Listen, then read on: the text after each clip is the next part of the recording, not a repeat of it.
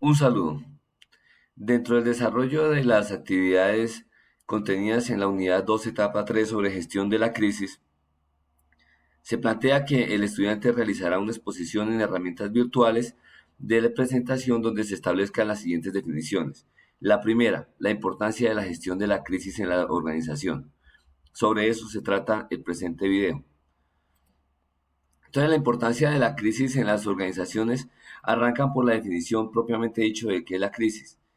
La crisis se plantea la definición como el rompimiento del orden establecido.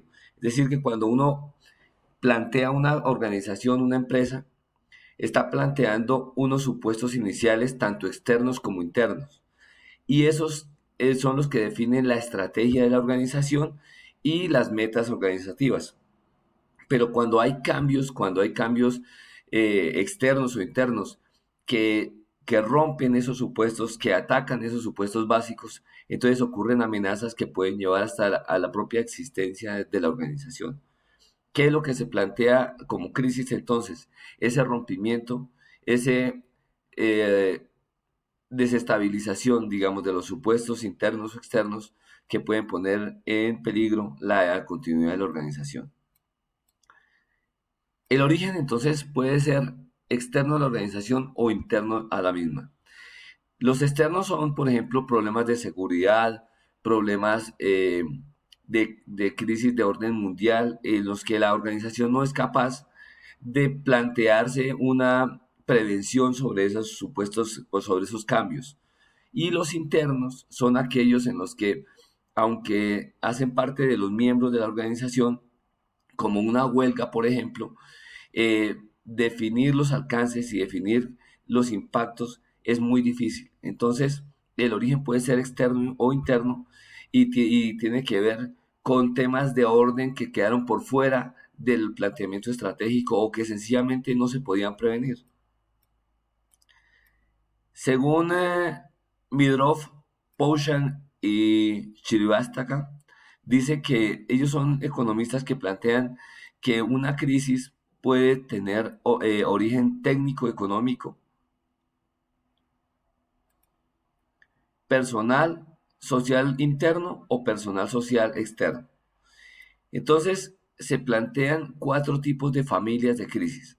Los que tienen que ver con el orden técnico, por ejemplo, crisis que tienen que ver con cambios tecnológicos fuertes, por ejemplo, cuando se planteó el cambio de la cámara fotográfica que venía de las cámaras de rollo de cinta a las cámaras que tienen registros magnéticos y virtuales. Entonces, esos cambios tecnológicos generaron crisis en las empresas que estaban en el momento en el mercado, cambios sociales y organizacionales, como por ejemplo los cambios que tienen que ver con el orden político. Cuando hubo cambio dentro de las organizaciones que dependían, digamos, de la existencia de la Guerra Fría, al acabarse la Guerra Fría, eso produjo crisis.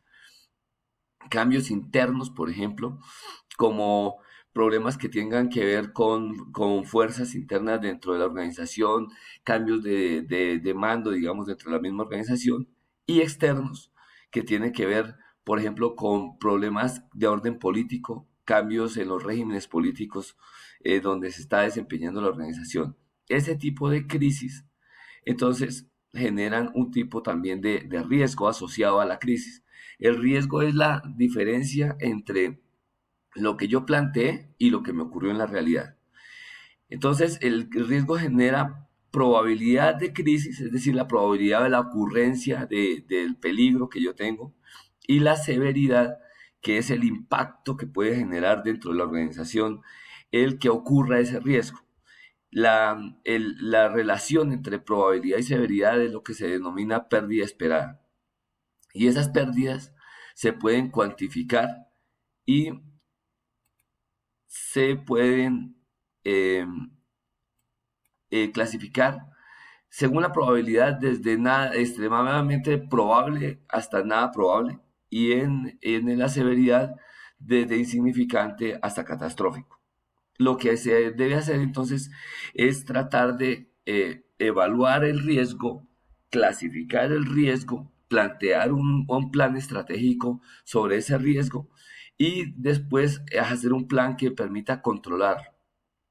Y ahí viene el tema de la gestión de riesgo. Entonces, la gestión de riesgo, y ahí viene la importancia de todo este proceso, es que cuando hay una crisis se generan riesgos externos o internos a la organización que uno tiene que manejar para evitar caer en problemas como la continuidad de la organización. Entonces, el riesgo que busca, mitigar el riesgo o eliminar el riesgo dependiendo de la caracterización que se hizo ese riesgo. Por eso es tan importante que en ese proceso se identifique bien el riesgo, se estime la cuantificación del riesgo, se debe diseñar una estrategia y en estas cosas es importante los dos primeros pasos porque le van a permitir a la empresa tomar una decisión acertada. Si yo he identificado bien el riesgo y he medido su impacto, puedo diseñar una estrategia para controlarlo o para eliminarlo.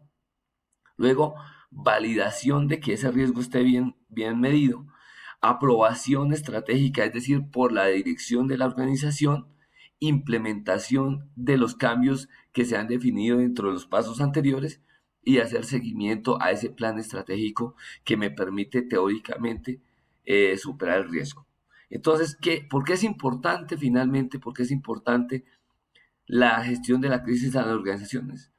Porque estamos en un mundo cambiante, en un mundo lleno de riesgos, en un mundo lleno de amenazas internas y externas.